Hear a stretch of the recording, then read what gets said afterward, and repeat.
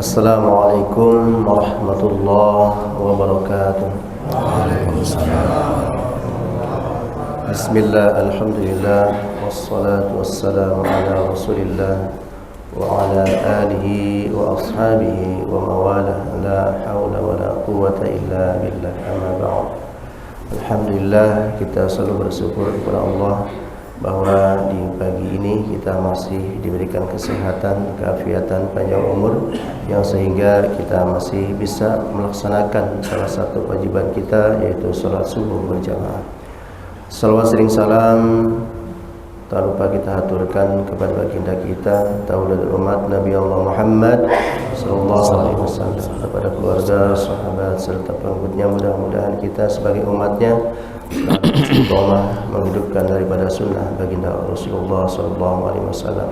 Hadirin jamaah salat subuh yang dirahmati Allah, alhamdulillah Ustaz kita telah hadir di tengah-tengah kita. Terima kasih Ustaz atas kehadirannya yang akan menyampaikan kuliah subuh pada pagi ini, yaitu Ustaz Firdaus. Kepada Ustaz kami persilahkan. Demikian, Assalamualaikum warahmatullahi wabarakatuh. Waalaikumsalam. Bismillah. Assalamualaikum warahmatullahi wabarakatuh. Innal hamdalillah nahmaduhu wa nasta'inuhu wa nastaghfiruh wa na'udzu billahi min shururi anfusina wa min sayyiati a'malina. May yahdihillahu fala mudilla lahu wa may yudlil fala hadiyalah. Ashhadu an la ilaha illallah wahdahu la syarikalah wa ashhadu anna Muhammadan abduhu wa rasuluh. Allahumma salli wa sallim wa barik ala nabiyyina Muhammadin wa ala alihi wa ashabihi wa man tabi'ahum bi ihsani ila yaumil qiyamah. Amma ba'd. Bapak-bapak, ibu-ibu, saudara-saudaraku yang saya muliakan, alhamdulillah, segala puji hanya milik Allah Rabbul Alamin. Kepadanya kita memuji, kepadanya kita mohon pertolongan, kepadanya kita mohon ampun atas segala dosa dan kesalahan kita, dan kepadanya kita berlindung dari buruknya akhlak kita, dari buruknya amal-amal kita. Barang siapa yang mendapatkan petunjuk berupa hidayah dari Allah Subhanahu wa ta'ala, maka tidak ada seorang pun yang mampu untuk menyesatkannya. Begitu pula barang siapa yang telah disesatkan oleh Allah Subhanahu wa ta'ala, maka tidak ada seorang pun, kekuatan apapun yang mampu untuk memberikan hidayah, karena hidayah mutlak milik Allah Subhanahu wa ta'ala. Mudah-mudahan kita semua yang hadir di subuh hari ini, Bapak Ibu sekalian, akan mendapatkan hidayah dari Allah Subhanahu wa ta'ala. Amin ya rabbal alamin. Salawat serta salam semoga tercurahkan kepada Nabi besar kita, Nabi Muhammad sallallahu alaihi wasallam, juga kepada keluarganya, kepada para sahabat-sahabatnya, kepada para tabi'in, tabi'ut tabi'in, dan juga kepada kita umat-umatnya hingga akhir zaman. Bapak Ibu sekalian, jamaah salat subuh yang saya muliakan, suatu hari Imam At-Tabari, seorang ulama tafsir di masjid, telah mengungkap yaitu satu riwayat yang sahih, di mana kata beliau ada orang yang disebut Arabi, orang Arab Badui. Zaman Rasulullah itu Arab Badui itu Arab gunung, orang desa. Dia datang kepada Rasulullah Sallallahu Alaihi Wasallam dan ingin bertanya kepada Nabi. Ketika berjumpa dengan Rasulullah SAW, orang ini langsung bertanya, "Ya Rasulullah, aqaribu Rabbuna am ba'id?" Apakah Tuhan kita Allah itu dekat atau jauh? Ini pertanyaan. Aqaribu Rabbuna am ba'id? Apakah Allah itu Tuhan kita jauh atau dekat? Karena kalau Allah itu jauh, panunadihi, kami akan berdoa minta kepada Allah dengan suara yang keras. Tapi kalau Allah itu dekat, panunajihi, maka kami akan berdoa kepada Allah dengan suara lirih lembut. Rasulullah Shallallahu Alaihi Wasallam ditanya seperti ini tidak menjawab. Kenapa tidak menjawab? Karena Rasulullah menunggu wahyu. Wa ma yantiqu 'anil hawa in huwa illa wahyuha. Tidaklah Rasulullah Shallallahu Alaihi Wasallam berkata kepada siapapun atau menjawab pertanyaan siapapun tidak dengan hawa nafsunya, tapi menunggu wahyu. Nah, kalau kita yang bukan nabi ditanya orang, harus jawab dengan ilmu. Jangan kita menjawab menurut pikiran kita sendiri. Apalagi masalah din, masalah agama. Tidak boleh seseorang menjawab atau berkata tentang agama tanpa dasar ilmu. Jadi Allah sendiri pun juga tidak menghendaki dan melarang kita melakukan sesuatu amalan atau berkata sesuatu tentang ilmu, tentang agama tanpa dasar ilmu. Wala taqfu ma laisa laka bi'ilm. Inna sam'a wal absara wal fu'ad ulaika kana anhu mas'ula. Ini Al-Isra ayat 36. Allah menyatakan, dan janganlah kalian melakukan sesuatu atau mengatakan sesuatu tanpa dasar ilmu. Kenapa?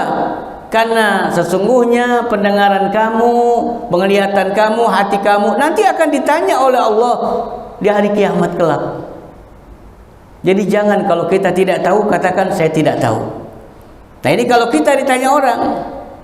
Seorang ulama Ibnu Qayyim Al-Jauziyah yang bermazhab Imam Syafi'i rahimahullahu ta'ala pernah kedatangan muridnya. Muridnya ini bertanya, wahai imam, ada seorang bertanya tentang din, tentang agama kepada si fulan. Padahal saya tahu si fulan itu tidak pernah duduk di majelis ilmu, tidak pernah duduk dia belajar masalah agama bersama orang-orang ahli ilmu, ulama. Kemudian orang itu bertanya kepada si fulan dan kebetulan jawabannya benar. Bagaimana ini wahai imam? Maka Ibnu Qayyim Al-Jauziyah ini menjawab, orang itu berdosa. Loh, kok berdosa? Padahal jawabannya benar. Iya, jawabannya benar. Orang ini menjawab tanpa dasar ilmu, tapi mengatakannya berdasarkan zanni, prasangka. Kalau benar syukur, kalau salah ya udah salah. Ini banyak orang kebetulan benar, tapi tanpa dasar ilmu. Orang ini tetap berdosa. Makanya disinilah kita Bapak Ibu sekalian perlunya belajar agama. Di masjid ini yang kita cintai ini tentunya ada kajian, ada ustadz atau kiai atau ulama ahli ilmu yang mengajarkan pada kita. Jangan kita nggak datang. Ada di sini Pak ya kajian ya Pak? Ada. Setiap masjid saya yakin ada kajian. Cuman kelihatan yang hadir orang-orang tua. Itu pun juga hanya beberapa orang. Anak muda ada, cuman qalil sedikit. Ini penting bagi kita agar kita menambah wawasan tentang agama yang kita cintai ini. Berapa banyak orang yang sebut ahli ibadah tapi jahil, tidak paham bagaimana dia sholatnya sesuai atau tidak dengan contoh Rasulullah SAW. Kalau orang berilmu dia pasti bisa dia melakukan ibadah sesuai dengan contoh Rasulullah SAW. Banyak sekali saudara kita yang muslim malas belajar agama. Ya ini. Jadi Rasulullah SAW dia akan menjawab kalau turun wahyu. Tidak lama turun wahyu. Maka Allah Subhanahu wa taala berfirman dalam Al-Qur'an surat Al-Baqarah ayat 186. Ini jawabannya. Apa kata Allah? Wa idza sa'alaka ibadi anni fa inni qarib Ujibu da'watad da'i idza da'ani falyastajibu li wal yu'minu bi la'allahum yarshurun. Apabila ada yang bertanya kepada engkau Muhammad tentang aku, kata Allah, jawab, aku ini dekat. Jadi Allah enggak jauh. Jadi jangan kita berdoa minta kepada Allah dengan suara yang keras. Ini kurang adab namanya. Karena Allah itu tidak tuli. Allah maha mendengar, maha mengetahui apapun yang kita minta kepada Allah, walaupun dalam hati kita Allah tahu. Mintalah kepada Allah dengan adab. Kemudian ujibu da'watad da'i idza da'ani. Allah pasti akan mengabulkan doa kita kalau doa kita ini kepada Allah. Mintanya kepada Allah, bukan minta kepada yang lain. Ada masalah, datang kepada Allah. Masalah penyakit ingin sembuh, masalah minta rezeki, sesuatu yang manusia tidak mampu, hanya Allah yang mampu. Minta kepada Allah. Jangan datang ke dukun, jangan datang ke paranormal, dia sendiri nggak normal. Datang kepada Allah. Allah pasti kok akan mengabulkan. Ini janji Allah. Apa kata Allah? Ujibu da'watad da'i idza da'ani. Allah akan mengabulkan doa kita. Ud'u astajib lakum. Mintalah, berdoalah kepadaku, aku pasti akan kabulkan. Itu janji Allah. Allah itu benar janjinya, bukan kita. Kita ini baik bohongnya kalau kita. Tapi syarat diterimanya daripada doa kita, yang pertama, falyastajibu li. Tuh. Perkenankan dulu keinginan Allah tuh. Apa yang Allah inginkan dari kita? Cuma satu. Allah nggak minta makan dari kita, Allah nggak minta harta dari kita. Kita yang butuh harta, kita yang butuh makan, kita fakir, kita miskin, perlu kita minta kepada yang maha kaya, yaitulah Allah subhanahu wa ta'ala. Yang Allah minta cuma satu, wa ma khalaqtul jinna wal insa illa liya'buduni. Aku tidak ciptakan jin dan manusia kecuali untuk beribadah kepadaku. Jadi ibadah yang Allah minta ini merupakan hak Allah yang wajib kita hambanya tunaikan. Jangan kita ini minta kepada Allah tapi ibadah tidak.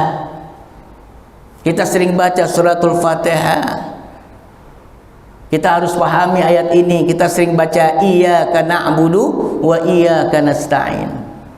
Hanya kepada Engkau ya Allah kami beribadah, kami menyembah, dan hanya kepada Engkau ya Allah kami mohon pertolongan. Tuh, jangan dibalik. Dibalik iyyaka nasta'in wa iyyaka na'budu. Minta tolong dulu kepada Allah, ibadah urusan belakangan. Nah ini banyaknya kita seperti itu. Dalam keadaan kita ini terpuruk, dagang kita bangkrut, rezeki serba seret, kemana kita harus mengadu? Minta kepada Allah. Apalagi zaman sekarang ini begitu banyak musibah Bapak Ibu sekalian. Peperangan terus menerus terjadi. Saudara kita muslim habis digempur.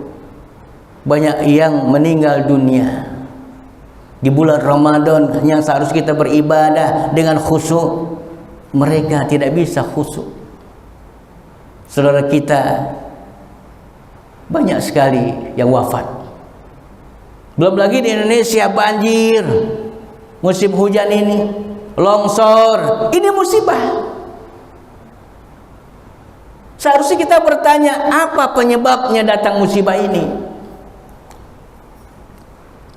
Pernah kita bertanya seperti itu? Musibah ini bukan datang di zaman sekarang saja, di zaman dulu sudah ada musibah. Apalagi beberapa hari terjadi gerhana. Di sini sholat gak Pak? Gerhana bulan? Ya. Di zaman Rasulullah gerhana itu datang hanya sekali. Tapi zaman sekarang, akhir zaman ini, dalam satu tahun berapa kali? 2 kali, 3 kali bisa. Ini menunjukkan alamatus sa'ah, hari kiamat sudah dekat. Masihkah kita bermalas-malasan untuk ibadah?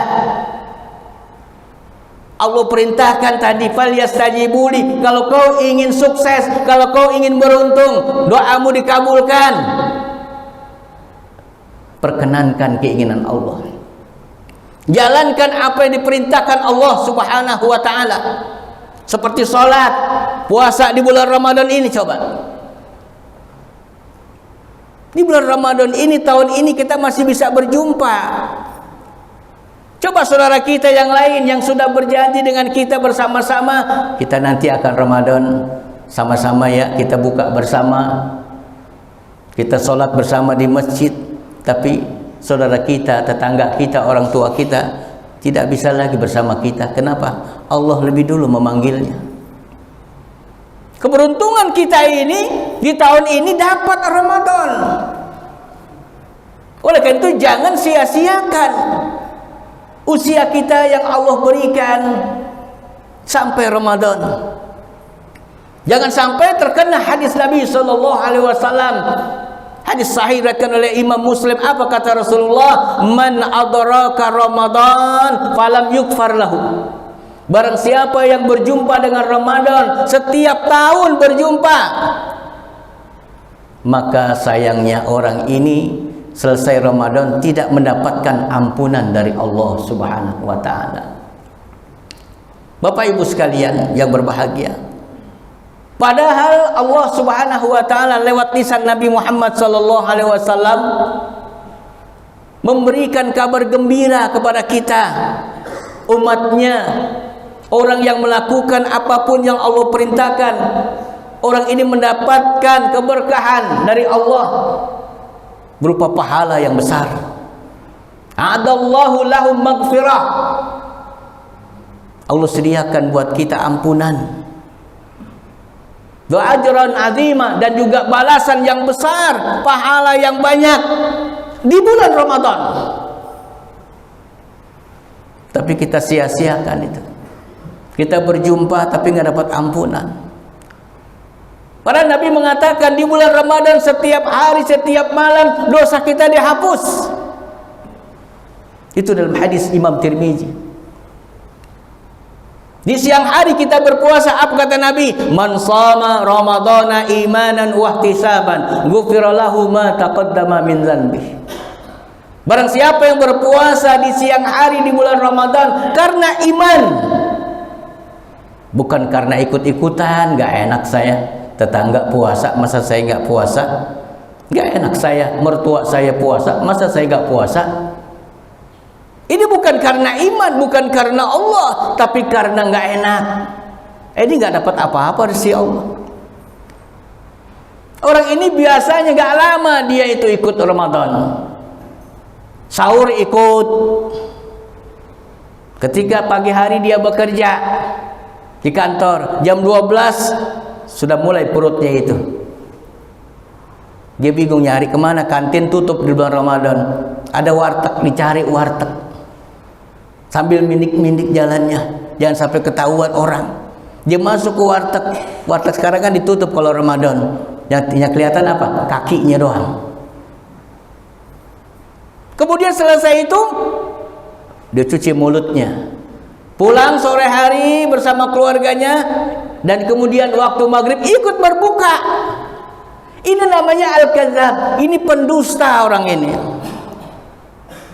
Dia berdusta atas nama Allah. Dia bohongi Allah. Dia bohongi keluarganya, anak istrinya. Ini kalau puasanya bukan karena iman.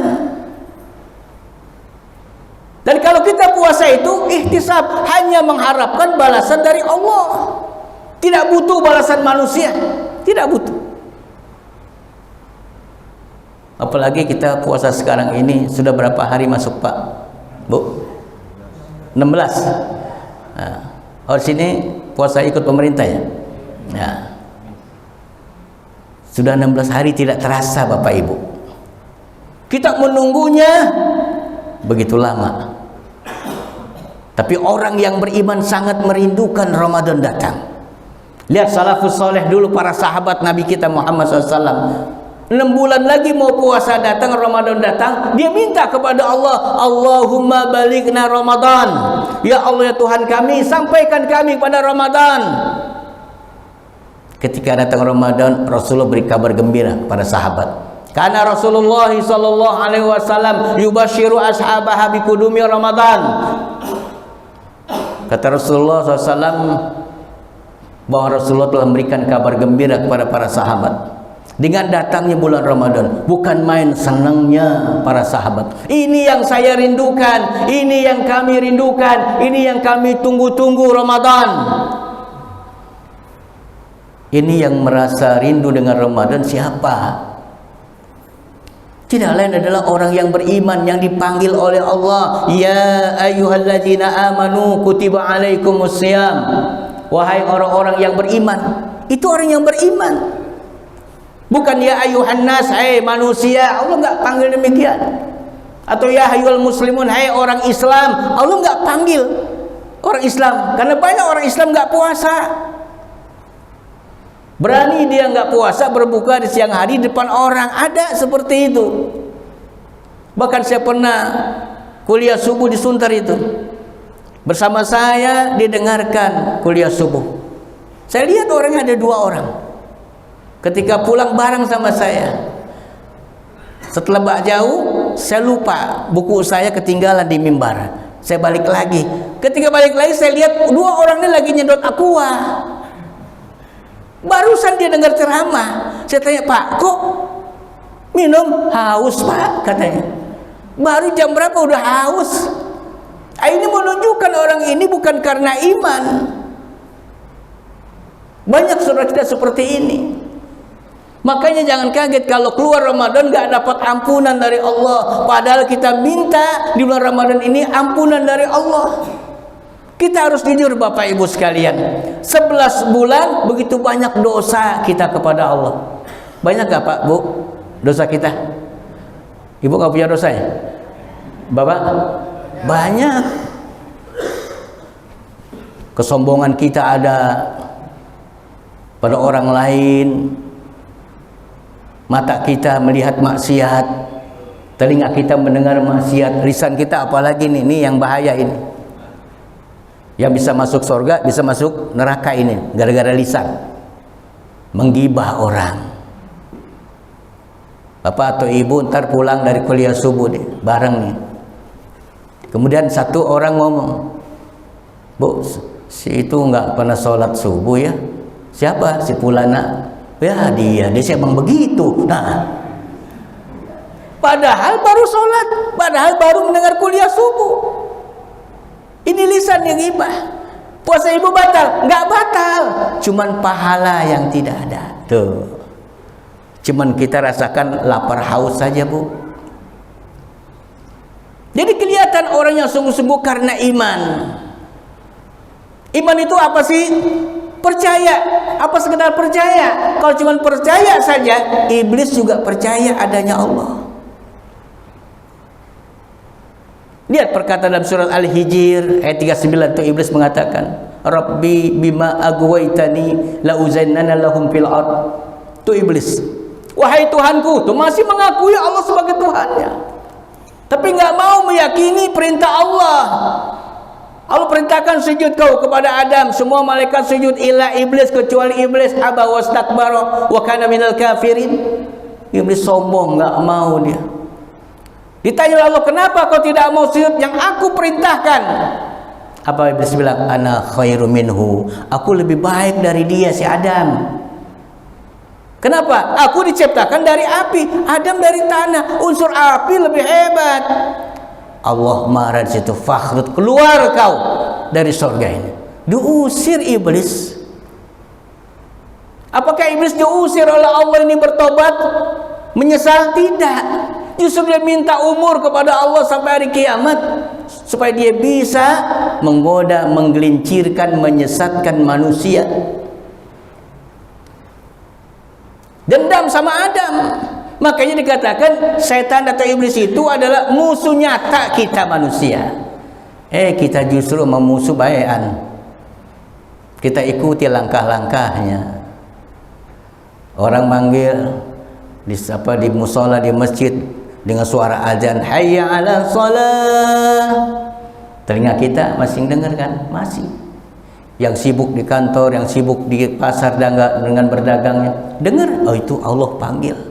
Setan datang, nggak usah didengerin, udah lanjutin kerja kamu tuh. Yuwaswisu fi sudurin nas, dibisiki. Akhirnya kita ikuti langkah setan, bisikan setan itu. Oh iyalah, nggak apa-apa, nanti aja sholatnya. Itu sudah ajan, baru ajan belum qomat, itu sudah qomat, baru qomat, imamnya belum takbir. Jadi alasan macam-macam, akhirnya tidak ikut berjamaah. Dia sholat juga, bukan nggak sholat, tapi sengaja dilambatkan. Ini yang dikatakan oleh Allah, fawailul lil musallin, celaka orang yang sholat. Tuh. Masuk neraka orang yang sholat, neraka uwail. Ini yang sholat ini. Ayat ini tidak titik tapi koma, ada lanjutannya. Siapa yang celaka? Siapa yang masuk neraka orang sholat ini? Alladzina hum an sholatihim sahun. Yaitu orang yang sholatnya lalai. Para ulama tafsir menafsirkan pengertian sahun ini apa? Mentakhirkan waktu-waktu sholat. Itu azan zuhur, masih lama, jam 1 aja lah tuh. Ini siapa yang bisikin? Syaitan. Memang begitu keinginan syaitan agar manusia tidak lagi beribadah kepada Allah. Dan dihiasi yang buruk jadi indah, yang jelek jadi baik, yang batil jadi hak. Itu siapa? Setan. Para syayatin itu yang menggoda manusia. Habis sholat subuh, apalagi bulan Ramadan ini, jangan tidur Bapak Ibu, baca Quran. Karena Quran itu kata Nabi akan membawa atau memberikan syafaat kepada kita nanti di hari kiamat. Jelas tuh, ini Nabi yang ngomong. Ini Quran dibaca cuma setahun sekali. Selesai Ramadan ditaruh lagi di atas lemari, udah bulukan tuh Quran. Tahun sekali baru diambil, dibaca lagi. Jadi apa yang kita lakukan selama Ramadan, puasa Ramadan, baca Quran, sholat tarawih dan selain sebagainya, seperti zakat, sedekah. Apakah tidak bisa di luar Ramadan kita lakukan? Bisa. Fa iza faragta fansab wa ila rabbika farghab. Maka apabila kau selesai satu urusan kau kerjakan, maka kerjakanlah urusan yang lain. Artinya apa? Kalau kau sudah selesai melakukan ibadah, maka lakukan ibadahnya yang lain. Jadi tidak ada istilah berhenti Bapak Ibu beribadah itu. Apa kata Allah? Wa'bud rabbaka hatta ya'tiyakal yaqin. Beribadahlah kalian kepada Allah sampai datang al-yakin. Apa al-yakin? Kematian. Kalau dia meninggal dunia, udah baru nggak perlu sholat lagi Bu, Bapak. Nggak perlu lagi kita puasa Ramadan, nggak perlu lagi sedekah dan sebagainya. Udah habis urusan kita dengan dunia. Nah sekarang kita masih hidup nih, masih diberi napas, masih diberi kesehatan oleh Allah. Gunakan kesempatan hidup kita ini Allah berikan untuk beribadah. Rugi Bapak Ibu sekalian. Jangan sampai dikatakan oleh Ali bin Abi Thalib ketika selesai sholat id, wahai manusia, kata Ali, beruntung sekali kalian ini dari awal Ramadan sampai selesai Ramadan kalian mendapatkan ampunan dari Allah Subhanahu wa ta'ala. Dan yang rugi, sungguh rugi kalian dari awal Ramadan sampai selesai Ramadan kau tidak mendapat ampunan dari Allah Subhanahu wa ta'ala. Tidak dapat ampunan. Kita beribadah di bulan Ramadan ini kesempatan kita. Saya sakit nggak bisa kita puasa. Sakit apa? Sakit mah. Di zaman Rasul ada orang yang sakit mah. Kata Nabi apa? Puasa dulu coba. Orang ini puasa karena Allah, minta kepada Allah kesembuhan. Akhirnya sampai 1 bulan dia puasa, sembuh itu penyakit mahnya. Tapi jangan niat kita puasa untuk kesehatan. Jangan niat kita ini perintah Allah. Ya, kalau mau sehat puasa, iya. Tapi niat kita bukan begitu. Ya, Bapak Ibu sekalian berbahagia, lihat hasil daripada baru 16 hari ini. Sholat tarawih kita udah berapa sab sekarang, Pak? Berapa sab sekarang? Maju atau mundur? Maju. Ibu-ibu masing sholat tarawih. Nah, saya kuliah Ramadan semalam di Meranti itu masih banyak jamaahnya, alhamdulillah. Ya, masih banyak. Masjidnya besar, lebih besar dari ini. 6 sab. Tadi memang 7 sab, sekarang 6 sab. Ibu-ibunya banyak. Ini alhamdulillah, kelihatan dia itu man qama ramadhana imanan wa ihtisaban ghufir lahu ma taqaddama min dzanbi, kata Nabi. Barang siapa yang menegakkan salat malam, yaitu salat tarawih karena iman dan mengharapkan pahala dari Allah, Allah akan ampuni dosa kita yang telah lalu. Coba bayangkan. Mudah-mudahan deh ibu bapak tarawih ini dan Allah ampuni dosanya. Ya, itu. Jangan yang sudah menjadi tradisi Bapak Ibu. Ya, kalau hawa Ramadan saya yakin penuh masjid. Ya, bahkan di rumah saya sampai pengurusnya beli tikar baru. Kenapa? Nggak muat dia di luar digelar. Baru seminggu diambil lagi tuh tikar, dimasukin lagi. Kenapa? Udah nggak ada orangnya jamaahnya. Saya khawatir ini menjelang 10 hari terakhir nanti tinggal 3 sab. Saprudin, Syafi'i, Safiuddin. Syafi'i jadi imam, Saprudin jamaah, Safiuddin marbot.